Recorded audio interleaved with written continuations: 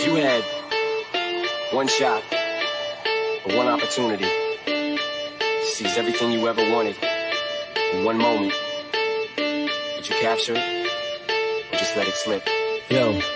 His palms are sweaty, knees weak, arms are heavy. There's vomit on his sweater already. Mom's spaghetti, he's nervous, but on the surface he looks calm and ready to drop bombs. But he keeps on forgetting what he wrote down. The whole crowd goes so loud, he opens his mouth, but the words won't come out. He's choking how? Everybody's choking now. The clock's run out, time's up, over, loud. Snap back to reality. Oh, there goes gravity. Oh, there goes gravity. Choke. He's so mad, but he won't give up. Daddies, he know he won't have it. He knows his whole back to these ropes. It don't matter, he's dope. He knows that, but he's broke. He's so stacked that he knows when he goes back to this mobile home, that's when it's back to the lab again, yo. This old rhapsody better go back to this moment and hope it don't pass him. Listen, we can talk about the flag, but let's talk about... Wait.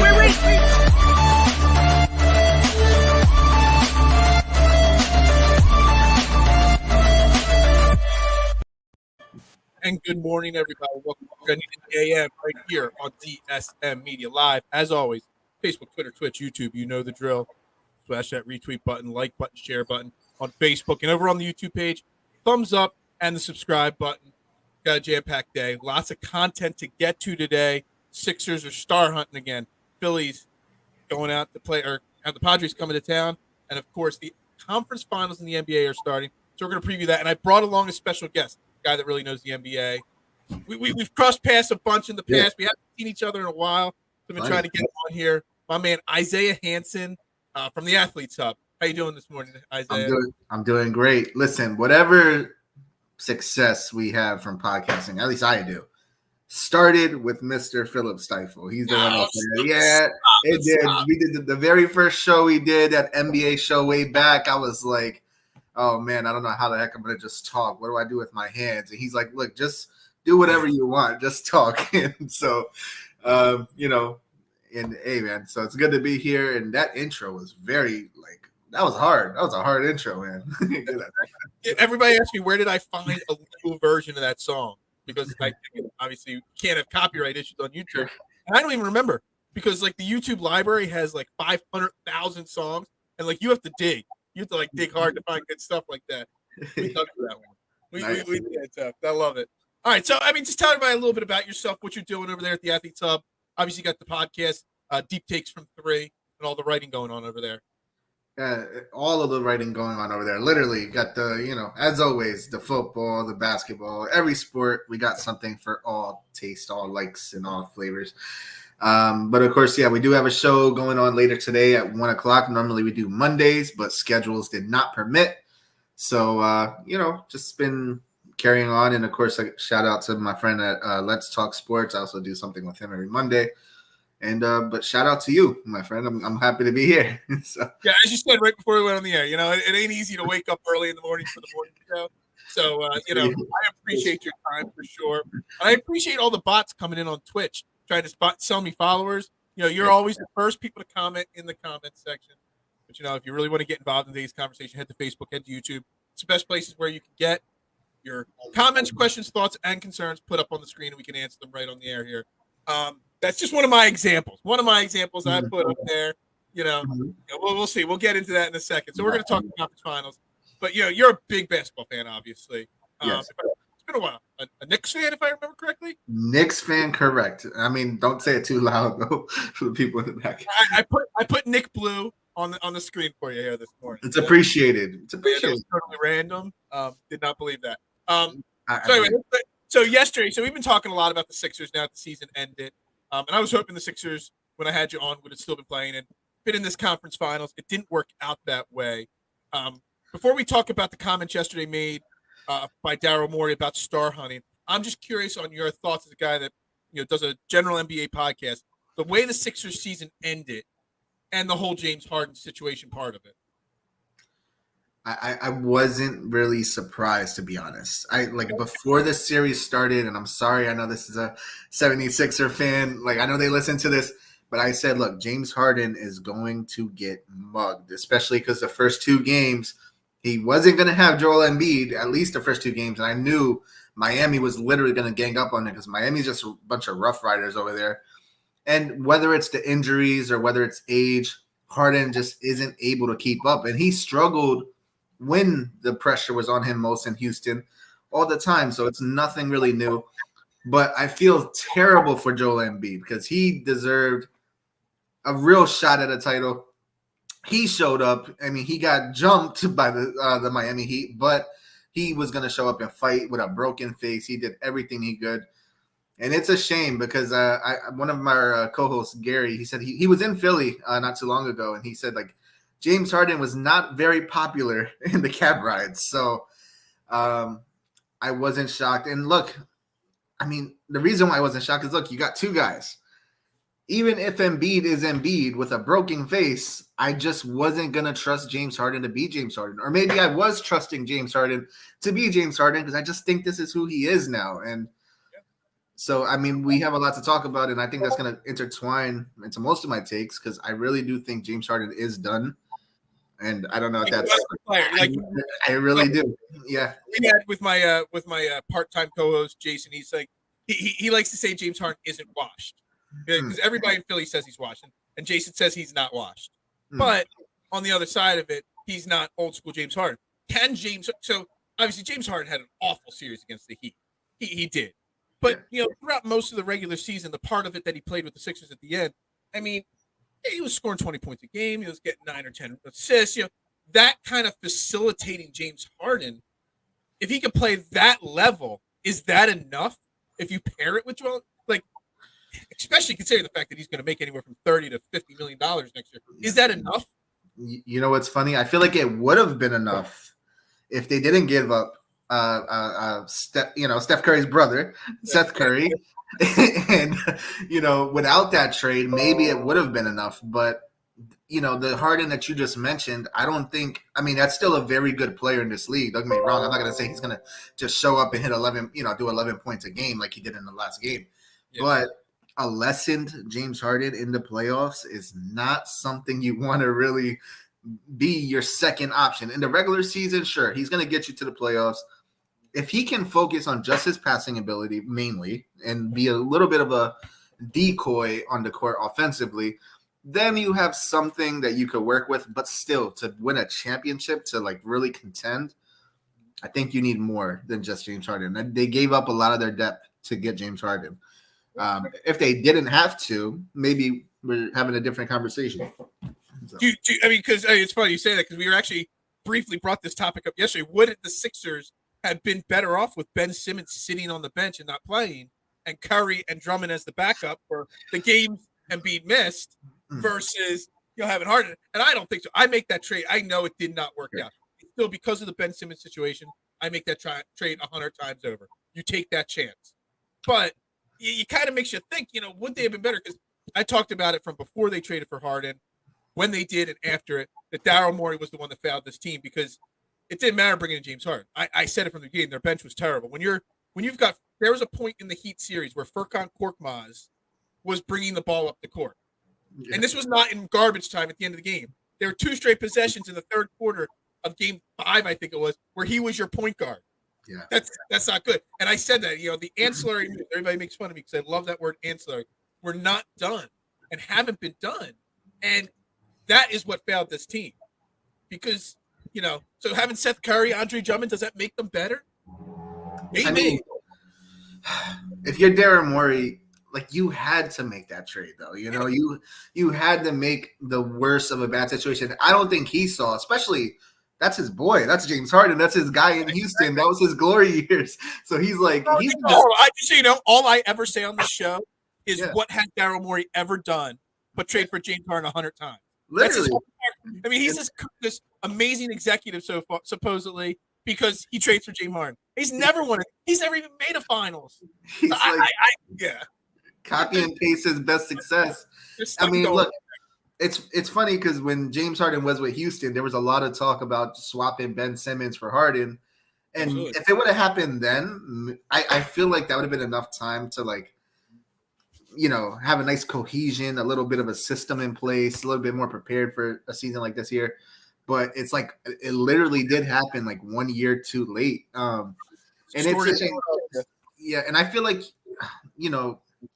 Would they have been better off? I mean, I don't think so. I mean, like without Embiid on there, Harden still is a threat, but without Embiid and Harden for the first 2 games against Miami, that would have been over before it started. In my opinion, it was anyway. But if you're there where you had to make that trade, you had to make the best out of a bad situation with Ben Simmons. And you got James Harden, which at the time, there's still sense like maybe that's still James Harden. And if it was still James Harden of a couple of years ago, we'd be having a different conversation. It all comes down to if Patrick Siakam doesn't break Joel Embiid's face, we might still be playing basketball right now. I do believe that, yes. I firmly believe. Now, we'll get into the conference finals in a minute, and you'll say it. I'm a huge Jimmy Butler fan. So I'm rooting for the Heat in that series, not because of my hate for the Celtics, just because I want to see Jimmy Butler win a title. But I will stand firm with a healthy Joel Embiid, even if Harden's playing at current Harden level, the Sixers are a better team than the Miami Heat. It's just missing Joel Embiid and having a really banged up Joel Embiid. That's how great Joel Embiid is. Yeah. You know what I mean? So he makes that much of a difference. I mean, pure talent-wise, player for player, I think the Sixers were better. Yeah. But the Heat are a better team, a better coach team, and stuff like that. So, but what do the Sixers do now with James Harden? He's got the $47 million player option. You don't want to play him next year for $47 million. You can't extend him to a max contract at this point. Can you convince him to take a Kyle Lowry, 3 years, $30 million a year deal? And then there was the reports. I forget. Someone on ESPN wrote an article yesterday saying that that the lack of interest in Harden that people are talking about in Harden isn't true. That there's plenty small market, low level playoff teams that would love to have a James Harden at this point. What do you do? Do you think? I mean, you're a Knicks fan. I mean, that's not a small market. But is there a market out there for James Harden? Not in New York. Okay, not in New York. Not in New York. But look, I'm sure there is a small market team out there willing to pay James Harden. But now it comes down to James Harden. Do you want to give yourself a chance to win? Because I think his best chance to win, based off what's available, and no, joining the Lakers is not a better option for him, I don't believe. I think would be staying with the 76ers with Daryl Morey. And if you're the 76ers, you gave up so much to get him. Well, not so, Ben Simmons was more or less gone anyway, but, you got to roll with it. You can't give up after one season. Maybe I am wrong. Maybe James Harden's still in there somewhere. And if you're the Sixers, but do you give him the max contract? That's where it gets difficult. That's where it really comes down to James Harden. What do you want? Do you want to win? Do you want to give yourself the best chance to win? Or are you trying to get one last big max contract? Because, he could go find it on a small market, but I don't think any legitimate contending team is going to give him that. Maybe the Bucks, but I don't know what their financial situation is. I don't see that happening. So, I think he's right where he needs to be. And if you're the Sixers, you can't just give up. You have to, unless you're telling me there's another max, another star waiting on the doorstep. That's the segue. I like to have segues. Yesterday the report was that it's going to be all-star hunting again for the Sixers. They are looking to form a new big three. And the only thing, because this is just new and I haven't even talked about it yet, if they end up giving up Tyrese Maxey, and I'm putting this out there to anybody, for any other star to pair with Harden and Embiid, I am going to be the most furious morning show host in Philadelphia. I don't care what you do. You do not get rid of Tyrese Maxey for any of these guys, because I just did a quick search. I just did random names here. Names that might be on the move, could be on the move. You got Donovan Mitchell. You got maybe Zach LaVine. Maybe the Bulls make a change there. Bradley Beal. Maybe he eventually decides to leave Washington. All those guys would look great next to James Harden. But all those guys, you're going to have to give up Tyrese Maxey probably. They're not going to want Tobias Harris. They're going to want Tyrese Maxey. And I just don't know whether I mean, I would be extremely furious with any of those guys if Maxey was involved in the deal, because that means you're putting your eggs in the James Harden bucket still. Listen, now, could you convince one of those teams to take James Harden in a sign and trade, like Harden gets his max deal? Does Harden go play with Gobert in Utah, or go up and play with in Chicago? I don't know, but dude, I don't know how this plays out. Maybe Utah. Maybe you have something there. Maybe Utah is something, because if Donovan Mitchell's on your way out, the Utah Jazz are basically like in the Ben Simmons situation where you get like your best you can get is. But look, I know you're usually the one asking the questions. No, This is a give and take here on the morning show. But if Maxey and say a small piece, irrelevant, a Court Mott's, whoever, would you like to take? Because this is the guy that I feel like could be the difference maker for Philly.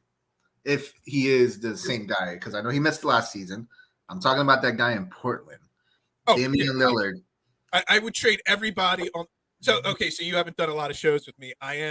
So my favorite non-Philadelphia 76er basketball player of probably the last 20 years is Dame Lillard. So there you go. I'm a bad person to ask because I'm so biased towards Dame Lillard. But that's a valid answer because, the reason why I kind of counted out the Sixers without Embiid, right? Because look, Harden, I'm sorry, he has like a little bit of his name is Harden, but I think he's soft. Like he's always come up small in these big moments. But if that was Damian Lillard instead of James Harden, absolutely. I mean, imagine him training for the logo in Philly. Oh my goodness. Could we get a Harden for Dame swap? Because that would be the best of both worlds. Because then you could put Harden, you could put Dame and Maxey in the backcourt. Damian Lillard is exactly the type of player. He's kind of like a lesser known Jimmy Butler, like the different type of basketball player, but they're the hard-nosed, gritty, do anything it takes to win. That's what the dog mentality fight. That's what the Sixers missed, especially when Joel Embiid wasn't out there this year. And Harden's not that type of guy, not at all. No. Maxey's too small. Maxey gets a gust of wind knocks him over, but Dame Lillard is that type of person. If you put Dame Lillard, even if it's with James Harden, I don't know if Dame Lillard and James Harden is a pair that works in the backcourt. I don't know. I don't think Beal and Harden work in the backcourt together. That's the problem. All these people Donovan Mitchell, maybe because he plays off the ball strictly, maybe that pair would work a little bit, but it's really hard to convince me, that those other stars that are out there work with Harden in the backcourt. I gotta say, I feel like Damian Lillard could because he's kind of like Steph, He could stretch the floor, draining threes from the logo, and that just makes everybody's job easier.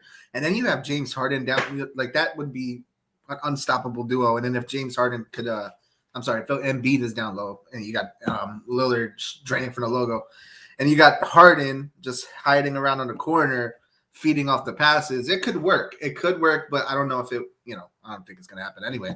But anybody else? I mean, hey, major props to Dame for wanting to hang out there in Portland and stick it out. He's got to come out. He's got it for everybody, for the fans. Like we need to see him in a big situation. What is he? 31 years old now. 30. Yeah, he's on the wrong side. It's Harden's 33, going on 34. Dame Lillard's not far behind him, and he's put a lot of tread on those tires as well. Yeah, Dame is he's 31 years old. I mean, July he'll be 32. So heading into next season, you see what Chris Paul is going through right now, trying to win a championship. Like Dame time, it's time, man. It's time. I know you did. No one's gonna question your loyalty. You did your time in Portland, so yeah. You did, and being loyal to them. They're not gonna be loyal to you. It's time to move on. I mean, I would love him in Madison Square Garden with the Knicks. I would absolutely hate that. Absolutely hate that. It would be rocking in there. Oh my goodness! I could cheer for Dame because he's in Little Portland, and there's no rival. I would be very torn if he was playing for the Knicks because I couldn't cheer for that. I couldn't, but I'd want to. I'd want to so bad. I'd be able to go see him play. It's only a 2.5 hour drive. I would convince you otherwise. I'll make it happen.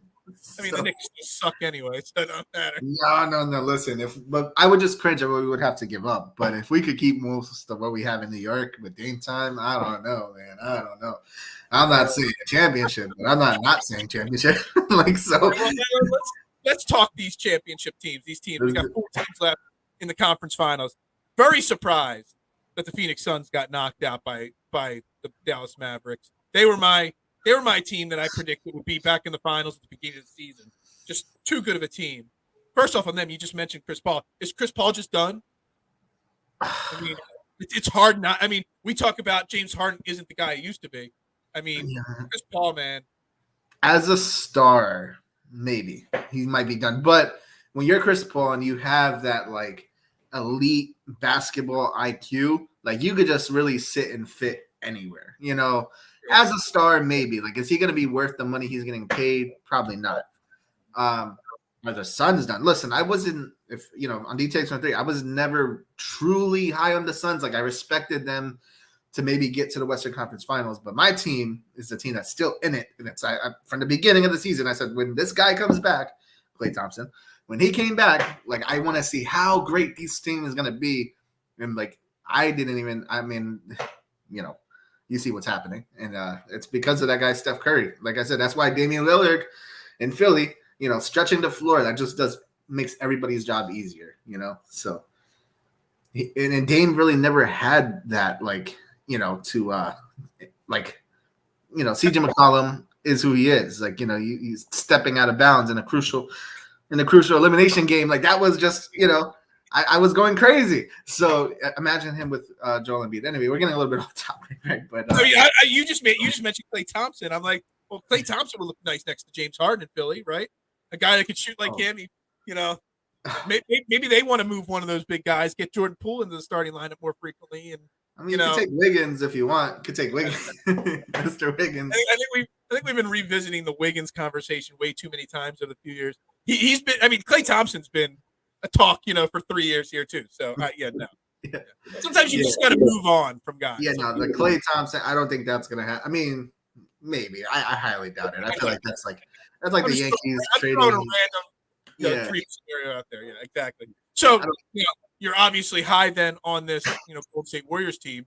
Golden State Warriors, Dallas Mavericks. It's first off, Dallas Mavericks. I mean, they've done things. Obviously, they got Luka Doncic, one of the best players in the game. Obviously, Jalen Brunson, he is going to get paid. He's going to get paid bags. And then the one move that they made, it seemed like kind of thrown under the rug because of the James Harden trade happening, was the Spencer Dinwiddie trade. Yeah. And I talked about it when he was on the trade block. Is there a way we could package a Danny Green, a Matisse Thybulle, some guys like that to get a guy like him, because that's what the Sixers lacked, with somebody like him who coming off the bench. What he dropped 31 in a game 7 coming off the bench. Yeah, we didn't have anybody like that. And I was like, there's a guy right there that you can make it, make the difference, and he's making a difference in Dallas right now, for sure. So, give me your thoughts on this series, how it's going to play out. I like to use the term game theory. How's the game theory going to roll out on this series? Between Golden State and Dallas, I got to roll with Golden State because I've been rocking with them from the beginning. And, but I got to tell you, if it gets to a crucial, Amari Stoudemire, shout out to him, because before the game, he was saying, look, Luka is not the guy you want in a game 7. And I'm like, yeah, okay, we know how good he is. We understand that, So, still, the Suns, they're a good team. Booker's going to show up. But my goodness, Luka literally took their soul from their bodies. He literally, I was watching it. It was like a father playing with his little kid and not taking it easy at all, teaching him a true lesson. There was nothing you could do to stop him. And then you mentioned Spencer Dinwiddie. So you just had a full game of somebody just pouring it on. And then Brunson, I questioned the trade, when it happened, the Dinwiddie for Porzingis. I'm like, okay, so what big man do you have? And to be honest, they didn't really need it. And you had DeAndre Ayton in there, and he's not a scrub. So the fact that the Warriors don't have a big man and they're just going to be kind of toe to toe with Luka, who's going to guard Luka? That's a really important question. But that said, once Steph Curry, no matter what, even if he's off, you got Klay, you got Poole, you have these guys are able to step up. They're deeper than the Mavericks. Would I be shocked if the Mavericks win? Yes, I would. I thought you were going to say no. Yes, I would. See, I'm the opposite. I mean, I'm rooting for Dallas. Golden State's got the obvious experience edge. They're a deeper team, just like you said. But okay, Dallas has nothing to lose at this point. Golden State, what's this, their first time in the finals since 19, I believe it was. Steph Curry's getting older. Klay Thompson, Jordan Poole's there, young guy. Maybe they move somebody eventually. I don't know what's going on in Golden State there, but it kind of feels like that Golden State Warriors era is kind of coming towards the end, But do they want one more title? Are they pushing? They've got the pressure on them to win again. Can Steph Curry win again without Kevin Durant there? There's so many storylines there. Dallas has no pressure. And sometimes when you get to the finals, it's a different story. But in the conference finals, sometimes just playing loose, playing free, no pressure. It's Luka's first time this far. You know, Jalen Brunson, he's continuing to become this budding superstar. He's going to get paid so. I want to find a way to get him in Philly. Get Jalen Brunson in Philly. That would be amazing right there. And and then again you throw Dinwiddie off the bench, no pressure. Dinwiddie was playing for the Washington Wizards earlier this year. He's got no pressure on him whatsoever. This is all bonus for him. Sometimes that can be dangerous. I don't know about that. I don't know about the no pressure because Luka, if you're him, like you're trying to build a legacy. That's what you're trying to do. And nothing would build the legacy right now. Like this is what it's supposed to be. Not when you're favored, but when you're not favored, this is when you show up and this is when you truly elevate yourself. And I think he knows that. And that's why he showed up so hard for Game 7. And he just gave it his all. So like when Luka's awake and like seeking blood, that's the guy I do not want after me. He's like Slender Man coming at you. Like it's just you don't want to do nothing with that. But that said, look, when Steph Curry, I think they're still trying to collect rings because look, remember early on they said, look, LeBron wants to like he would like to team up with you. He's like, nah, I'm good. You know why? That's because he's trying to pass LeBron James in rings. Like he's not trying to help him get more. And Steph Curry's the type of guy like where if he's just he could just stand around, doesn't even have to touch the ball. Like that's gonna be a distraction to any defense, no matter what. Even if he's just standing there at half court, he could sit down if he want, just hang out, and there's gonna be two guys on him, and that's just gonna open the floor for guys like Klay Thompson, who's starting to wake up. You saw the true Klay emerge. Jordan Poole is an emerging star if he's not a star already. Yeah. And I didn't even mention Wiggins. Wiggins still capable. Yeah, so look, I made a joke about Wiggins. Wiggins is in a role like he is in Gold State, where he's not the guy. He's perfectly serviceable. Exactly. Guy on the team, absolutely. He's in the perfect place. So look, even if all those guys have off games, they're good for 18 points, 20 points, right? That right there is 80 points right off the bench. And then you got Kuminga. I didn't even mention Green, who he's not going to light up the scoreboard with his points, but his leadership ability is still there. So I think there's just so many hats for the Warriors to fall back on, to where maybe the Suns at their best could have contended, but they have more to fall back on. I mean, I don't expect Luka to have off games, but do I expect Brunson and Dinwiddie to maybe have an off game here and there when the pressure's at its highest? Let's see. Yeah. So I mean, you're picking the Warriors to win. I got the Warriors winning as well, but I got it in second. I got it going the full 7 games. I mean, I was looking on ESPN earlier this morning. Where is it? The tab here. So just to show how close it is. So the odds book, Caesar Sportsbook, got Golden State winning the series minus 260. So I don't know if you're a betting fan. A little bit.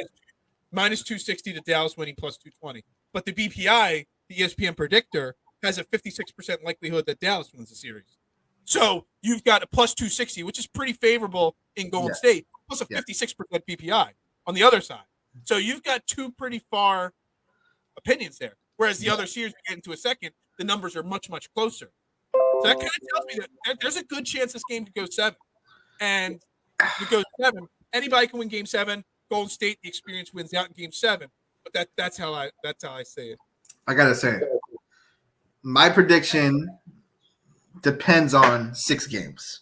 Okay, if we go 7 games, I am really worried. I'm still rolling with Golden State, but I don't know. Like maybe it's PTSD from what I just saw.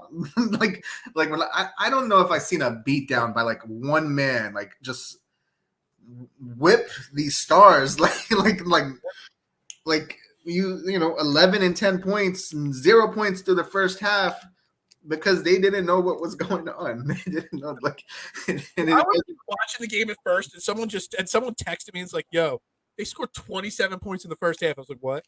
And I'm just like, I don't even know how to respond to that. I thought it was a joke. I checked my phone. I'm like, maybe I went to a fake website or something like that. I'm like, I don't know what's going on here, So if it goes 7 games, I feel like Luka's just going to pull something out of his hat. So I'm thinking it's 6 games at the most, but I do expect the Golden State to win. I don't expect it to go 7 games.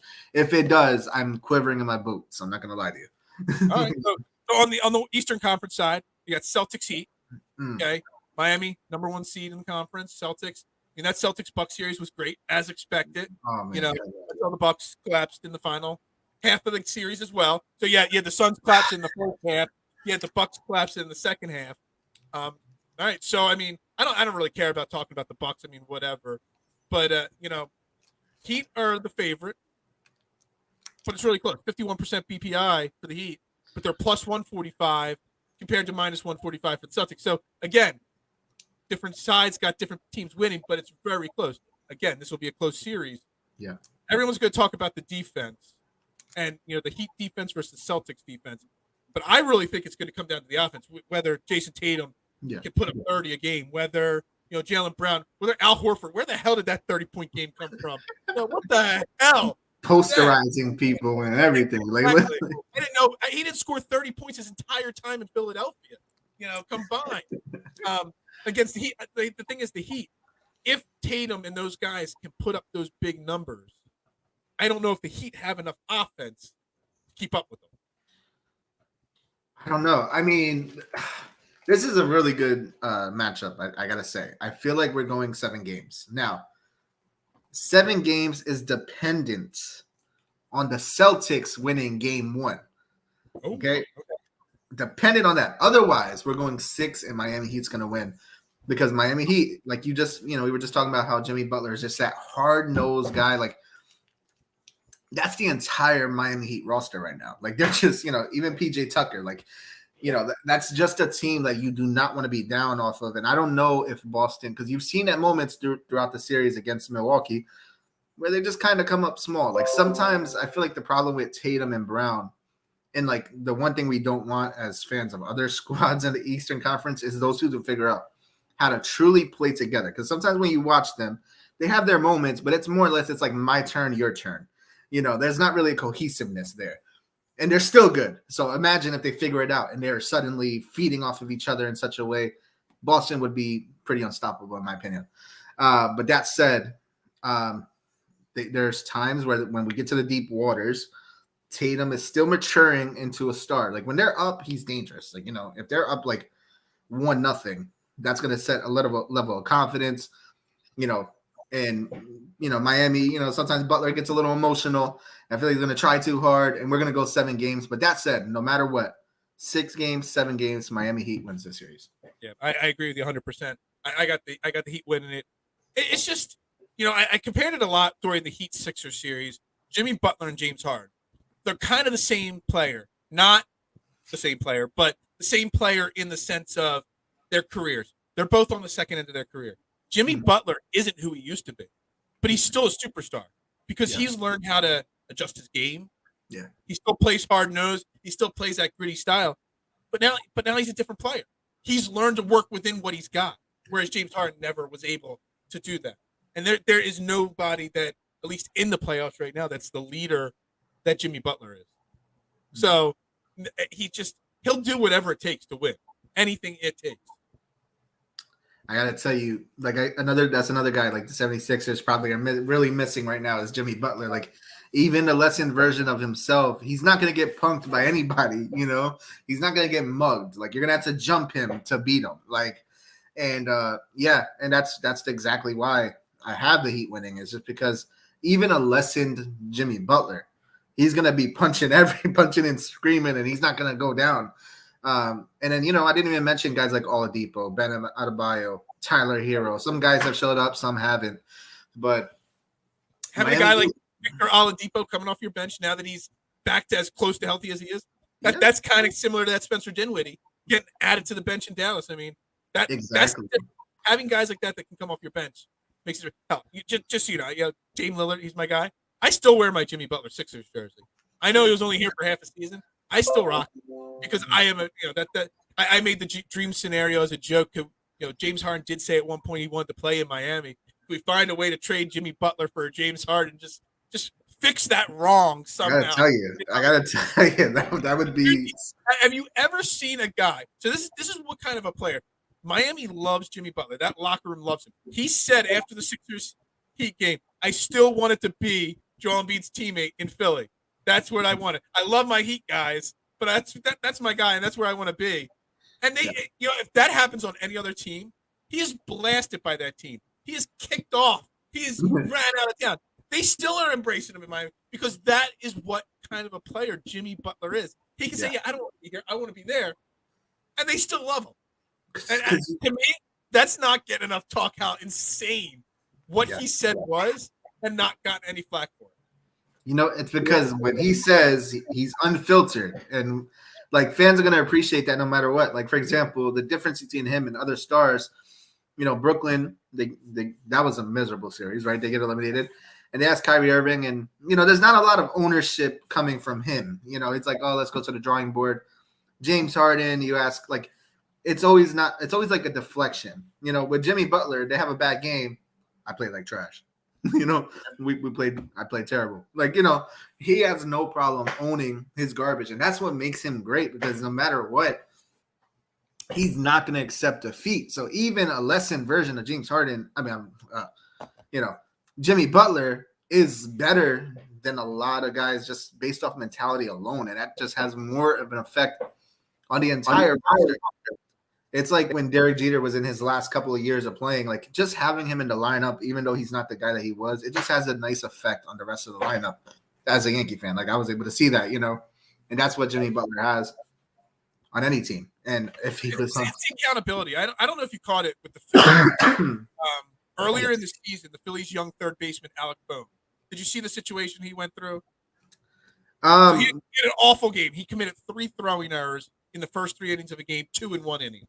And after the third error, the crowd, obviously Philly crowd, frustrated, they were booing him. You know what I mean? Because you don't make 3 errors in 3 innings, 2 of them in 1. And he lipped. You can read his lips. And it said, "I effing hate this place." He said it right on the field. And it was caught on camera. Oh, yes, I saw. Okay. Yeah. But after the game, he was asked about it. He's like, "Yeah, I said it." He didn't try to hide it or say you misread my lips. He's like, "Yeah, I said it. I was frustrated. I was upset with myself." He held accountability for it. Next game, he came out to pinch hit, and he got a standing ovation. Yeah. Because fans, it's not just Philly, it's not New York. Fans everywhere, they love accountability. And not only there's not athletes that are held that hold themselves accountable for their good and their bad, and it's something that fans want that in all cities. They crave that accountability, that honesty. They really do. And not only that, fans in New York and fans in Philly can smell when you're not accountable. Julius Randle is a perfect example. That's actually funny because he was in a rumored article, one of small knockoff sites or whatever, that part of a 3-team trade getting Julius Randle to Philly, and it was like, why would we? There's so many of that, and it's like annoying to a point where every time I open Facebook, I see like the Knicks are gonna acquire like LeBron James for Mitchell Robinson. Like, come on, like this is like let's get real here. Facebook groups, man. There's 100 of them. I'll share this show in 100 of those Facebook groups, but most of those Facebook groups, they're just trash. And I'm slightly exaggerating, only slightly. That's the sad thing about it. So, But yeah, like, look, there's 2 ways of handling things. You can handle the things like Alec Bohm did, or like Giancarlo Stanton did, because he was been maligned by Yankee fans for no reason. Not by me, by the way. I've been, sharing the praises for him since he's got here, even when he was injured. But you can handle it that way and just perform, and now he's winning the fans over, or you can do it the Julius Randle way, the Kyrie Irving way, the James Harden way. I'm sorry. I mean, so that's it. And that's to go back to where we were. That's why I got the Miami Heat winning, just because of that mentality. That mentality alone is like, it's literally half the battle. Skill is the other half. Like, James Harden is an incredibly skilled, but just that mentality that he has, it's why he scored 11 points in the last, in a pivotal game, So you got the Heat, you've got the Warriors. You got the Warriors beating the Heat? Yes. I got to roll with the Warriors, like, no matter what. But, like I told, because Gary on our co-host, that's his team, Miami Heat, I'm like, Miami Heat's the one that scared me the most. I actually had the Bucks versus the Warriors from the start of the season. That's the one I was rolling with. Fortunately, the Bucks got eliminated, but I was like, the Heat were the biggest threat to the Bucks, in my opinion. And then, same thing. The Miami Heat are really scary, but I don't know what it is. I just can't give them the win. I feel like you said, Butler isn't exactly what he used to be, but they're incredibly deep. And that's why this series is going to be really fun to watch. Boston. I got Miami winning no matter what, but it's going to be a really good series for sure. I think I agree with you to an extent. Look, I would like to see it be the Heat versus the Mavs. I just think that would be a lot of Butler versus Doncic. I think that would be a lot of fun in the finals. But outside of NBA fans, not a lot of people would tune in. But if you get the Heat versus Golden State, it's better for basketball, I think. But also, I think that's the way it goes. I would pick the Heat just because I want to see Jimmy Butler win. Yeah. But the Warriors would probably beat the Heat. Probably in 5 or 6. It wouldn't even go 7. And maybe that's the key to getting Jimmy Butler out of Miami and back to Philly. Maybe. I don't know. You better hope that they win. Miami wins because that's the only way. Like if they lose, there's no way he's gonna go right back. I know. Right back. If they win, then it's like, okay, my job is done here. Maybe let's go back to Philly. But if he loses, there's no way. Like he's okay. Real quick, job's not finished. I got Isaiah Hansen here. Make sure you shoot him a follow on Twitter at Isaiah2896. The Athletes Hub, deep takes from 3. Great podcast. So again, I appreciate your time. So we're gonna transition real quick because you're a New Yorker. Yes. Okay. We're gonna talk a little Phillies. Hot topic going into last week, and then he kind of changed the narrative a little bit last week. Was Joe Girardi, and Joe Girardi being a New Yorker. He coached the Yankees for a while there. Yeah. He's got a very torn opinion of him in Philadelphia right now. That's wonderful. That's wonderful. Because the opinion of him in New York was not great. So let me just tell you, it was not great. Okay. So I know baseball is a tough sport. You can't keep up all season long with every team. A couple of weeks ago, Phillies were struggling.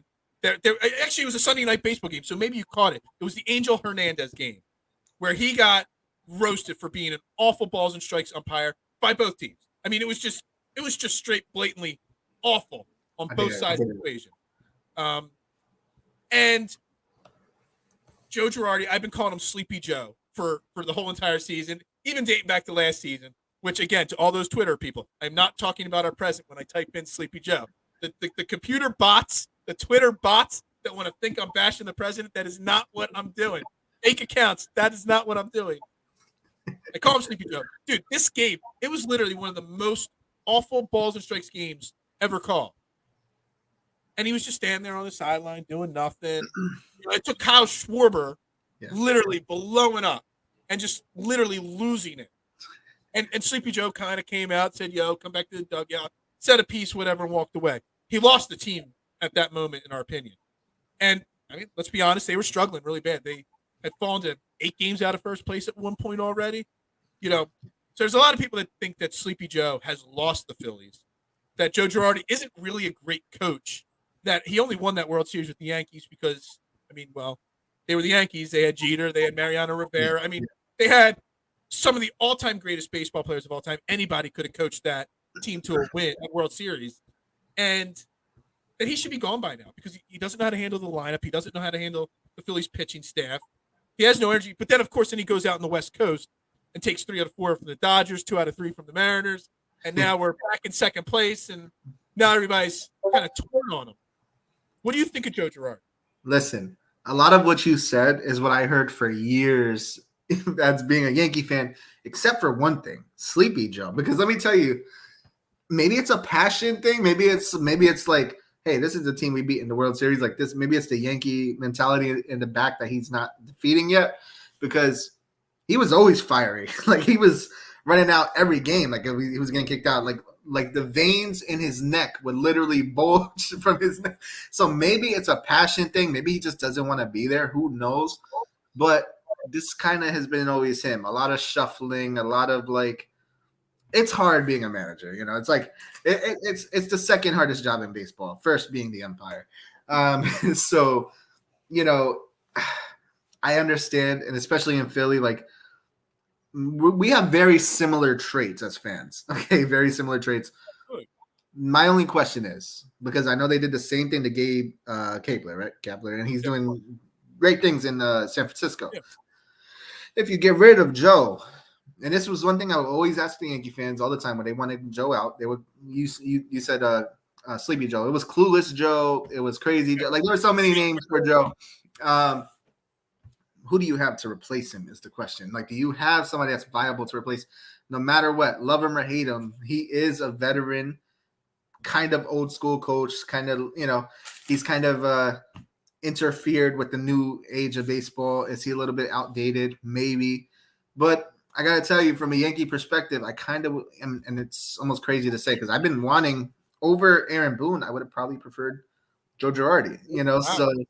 So I mean, maybe this season he's shutting me up because the Yankees are doing really well right now. But prior to this season, I'm like, we were better off with Joe. Joe did more with less, and the baby bombers were ascending. I really think it's an energy and passion level. And I talked about this a lot during basketball season with Doc Rivers, that you take on the personality of your manager, your coach, whoever's leading your team.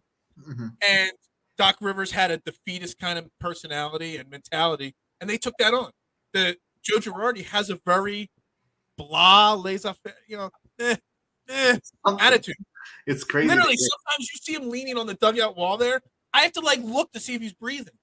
Like, he just doesn't seem like he's into it. And I said this last year, he didn't seem into it. I actually thought he was going to step away last year just because he didn't seem, there was no, I remember the Joe Girardi, the fired up Joe Girardi, the veins popping out Joe Girardi. Yeah. That's not what we get. Yeah. We just don't get that. And the team, this is the first time the Phillies have ever gone over the luxury tax. Bringing in Kyle Schwarber, Nick Castellanos did that. Just barely, but they did.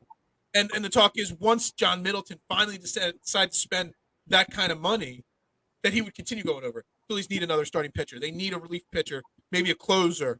They probably need a center fielder. All things that, if they're in contention, that John Middleton will go out and make the trade. Dave Dombrowski will make the deal to get those guys here. But if you've got the personality of your manager, is it even worth it? Because, and I keep saying that John Middleton's not going to put up with average sleepy Joe Girardi if we're spending this kind of money. Yeah. So, something's wrong. Something's wrong. Like, if you're not fired up as a manager with Bryce Harper, Kyle Schwarber, these are high energy guys, and not to mention even Nick Castellanos, you have a really good team there. So I would be fired up. I would be fired up to be the manager of the Oakland A's right now. But nevertheless, exactly. You need a single leg Clearwater Thrashers manager job, and I'd go down there and think I was freaking the best manager of all time, man. That'd be great. Literally, I'd be having a great time. But one of the greatest jobs of all time, right? Yeah, maybe what? I have something for the Philly fans to blame. Maybe it's the Yankees. Maybe it's Brian Cashman, because maybe we just sucked the life out of Joe Girardi because he was just so fired up. He had the new ascending Yankees. He was right about Gary Sanchez, which a lot of people got on him about because they were like, "Oh, you're too hard on Gary," but no, look what happened, right? So maybe it's the light where you're like, man, I did everything right. We were so close. And then, we got cheated out in 2017 by the Astros. And now I'm here in Philly starting all over again. Maybe it's actually interesting because I brought up the point a couple times recently. What was it? 2000 and I think it was 3 years he didn't coach after he left the Yankees. Yeah. Maybe he didn't want, literally John Middleton offered him a bat. Literally paid him, I think it's $8 million a year to come out of the broadcast booth. Maybe he didn't want to. And then the money was just how can I say no? Yeah. Do you think that that's even a remote possibility? I really do, because I'm just going to look up right now. I know the contracts weren't given out like they were, like they are now in Joe Girardi's playing career. I would be shocked if he made an $8 million salary. So it's definitely possible. He thought oh, this team is good enough to kind of coach itself. They don't really need me here. I'm just a standing guy. I'm going to not even argue, especially against Angel Hernandez. Everybody's arguing Angel Hernandez. Literally, I wake up in the morning and I call him up. That game was – I am 100% against robot umpires, but that game turned me into only 99% against – because if you can have a guy like Angel – and Angel Hernandez, on a side note, he's not – it's not even just that he's a bad umpire. Yeah, he's one of the few umpires / refs in sports that makes the game about himself, and that's the problem. I don't know if you saw the picture. There was a picture after the game, him leaving the ballpark in his car, and he was smiling and pointing to the fans and egging the fans of Philadelphia on. Yeah, because he knew what he did and he enjoyed it. I think it looks like the biggest advocate of robot umpires are the actual current umpires themselves. Maybe they don't want the job anymore. They're like, look, I know I worked so hard to get here, but This is too stressful. Who knows? Because they've been looking really terrible. Like you saw that situation. I don't know the name of the umpire. His name doesn't matter. But you saw what happened with Madison Bumgarner. Like staring him in the eyes. Like what is going on? Like this is. I mean, I know we talk a lot about the NBA. Referees making it about themselves, kicking this guy out. I think in baseball, I think we got to have like the worst officiating. I mean, bad calls are bound to happen. We understand this.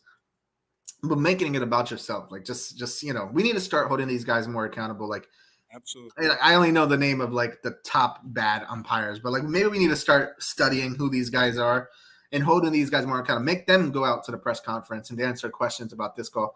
Balls and strikes, I understand, but there's sometimes where it's just like blatantly obvious, and it's like how did you manage to make that call? Like it doesn't make sense, and then just not being accountable for it, And I would hate to have to I know a lot of people are talking about, there should be challenges for balls and strikes. Like the game would be like 5 hours long or 6 hours long if we did that. But there's actually, after that Angel Hernandez site, I found it. And I just tried to Google search. I couldn't figure out what it was.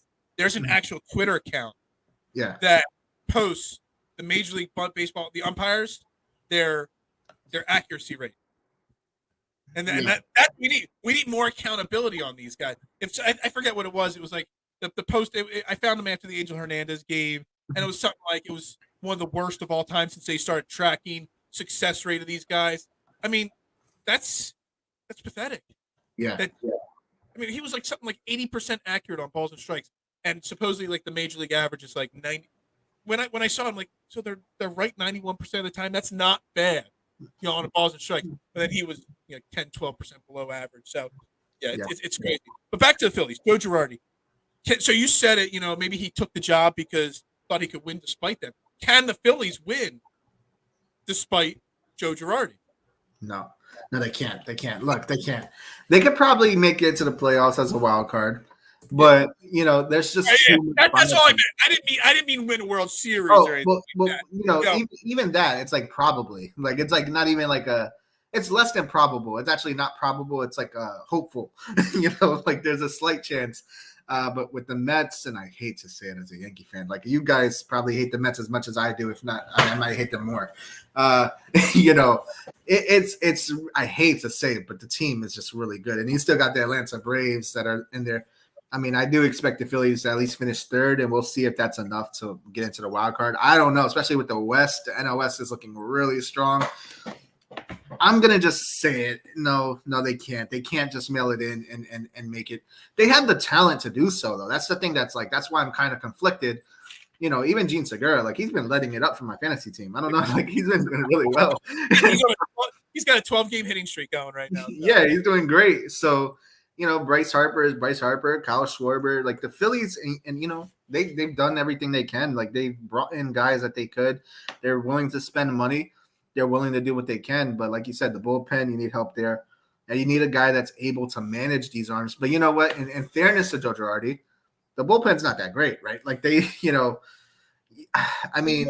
It seems to be a recurring problem with the Phillies is that they don't ever sign a real closer. Yeah. I mean, they got Corey Knebel as their closer right now. It's been since 2017 since he was a regular closer. He's found success after that as a lockdown eighth-inning guy. If the Phillies sign him to big money and make him a closer. And he's only got 2 blown saves, one being Sundays. We were literally 1 out away from a 4-game sweep of the Dodgers, and he blows it. Okay? Because, I mean, he's not a closer. We lost him there. Don't know what happened to him there. But anyway. Where's my man there? I lost my train of thought there. That was Isaiah Hansen from the Athletes Hub. He just jumped off. I guess he got tired of talking, those. Let's see what happens here. Give him a minute to jump back in here. Otherwise, we'll talk Phillies Padres and wrap this up for the day. There he is. Man. Sorry about that. I don't know what that happened. It just got your thing crashed or whatever. I don't know. But anyway, we're back. Yeah, we're back. I kind of was like, what do I talk about here? Is he coming back? Switch the topics, or is he coming back? But yeah. The bullpen talk. I had to take a break. That's what it was. But I mean, we always have that. We got, Familia from the Mets. The guy's not. They're using him in the 8th and 9th inning. That's not what you do. Look, That's the problem. he's there. Look, like I've been saying, like the Colorado Rockies are like one of my favorite teams this year because they've been able to stay afloat, and they also intoxicated the Boston Red Sox with Trevor Story. That's basically what the Mets are doing right now with Jeurys Familia. They're intoxicating the Phillies. You know, yeah, there's just not enough. I mean, they have some arms like Brad Hand, if I'm not mistaken. He's there, right? He's there's potential there. He's not a closer. He's a seventh inning guy. Yeah, I mean, he's closed 2 or 3 games this year already for us. Yes. And I think he's blown one of them. So, I mean, that's the problem. You've got a bunch, and this is actually the problem with the entire Phillies team. Because the bullpen, you've got a bunch of guys that are all 7th, 8th inning guys. Yeah. And that's it. Offensively, you've got a bunch of guys that are all streaky hitters. Yeah. And when they're all streaking together, that's great. But they're all going to go cold at the same time, too. And that's bad. We've already had yesterday, Mark, I had my friend Mark on the show. We've had 2 4-game winning streaks and 3 4-game losing streaks this year already. Sounds a lot. Only 35 games into the season. It's a lot of 4-game winning and losing streaks already.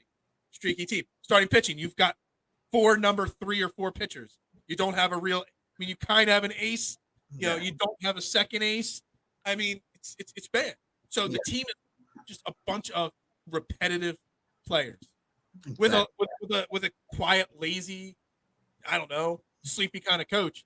It's a recipe to be. I said Max's team was going to win 88 games. Everybody else in Philly's like, 92, 96, 95. I'm like, no. I'm like, this is an 85, 86 win team. If they make a trade deadline deal to bring in somebody big, maybe they get up to 88 games. That's it. Yeah. And, that's the thing, too. You got to take into account, like, the question marks around the roster. Like, even if you bring somebody in, I think the only guy that might be able to, like, salvage what they have would be somebody like Kevin Cash. And, we're not trading coaches yet. So maybe unless you offer, like, Didi and maybe Bryson Stott for Kevin Cash. So, like, that's the only way maybe that happens that way. But aside from that, there's nobody you can really bring in that can make something happen. It happens in basketball all the time. Like, Devin, our good friend, right? We were doing this show. And he's like, he's a Laker fan. So he's like, who can we bring in? Talking about Doc Rivers. And I said, I asked him a question. I said, hey, do you like Doc Rivers? He's like, I think he's a great coach. Obviously, he's in Boston. I said, there he goes. I said, so you want him to get closer to retirement because coaching, that is what it's going to do. It doesn't matter who you bring in. Like, you're just going to make him grow gray hairs. Like, that's what's going to happen. So I think that's more or less the same with the Phillies. And, but the good thing, look, the optimism for the fans in Philly.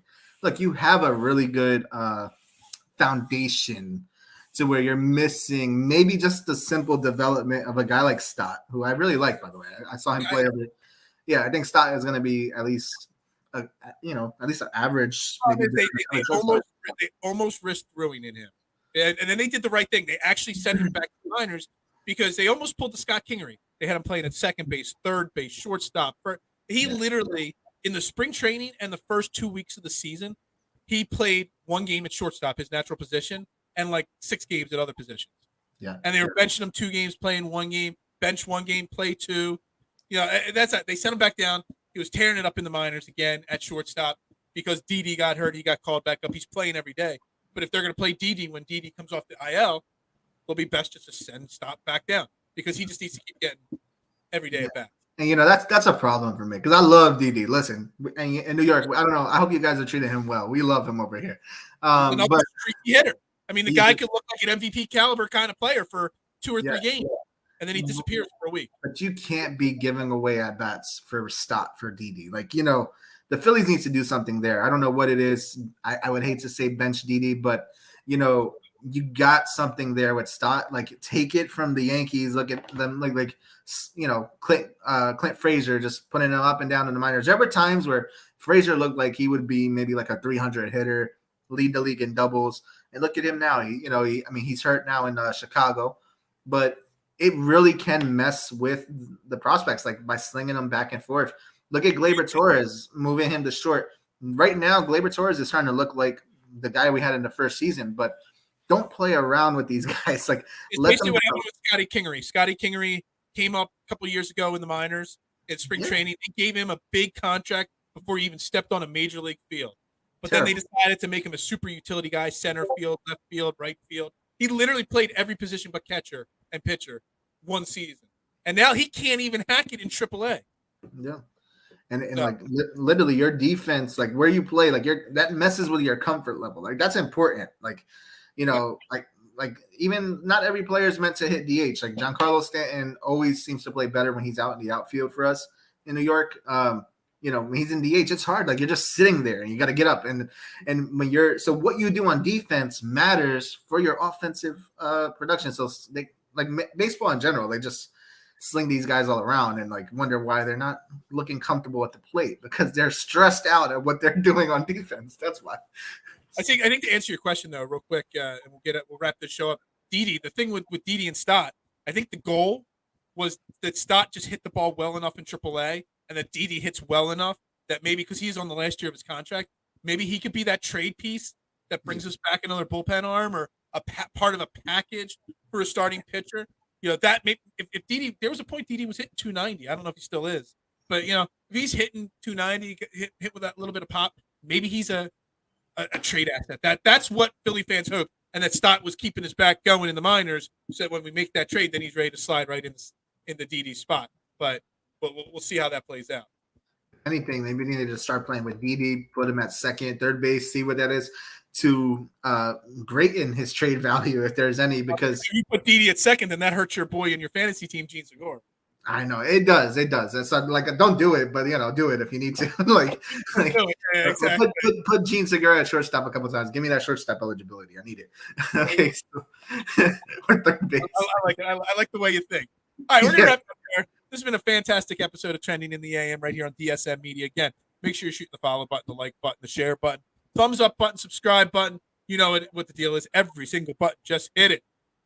Thank you, Isaiah Hansen from the Athletes Hub.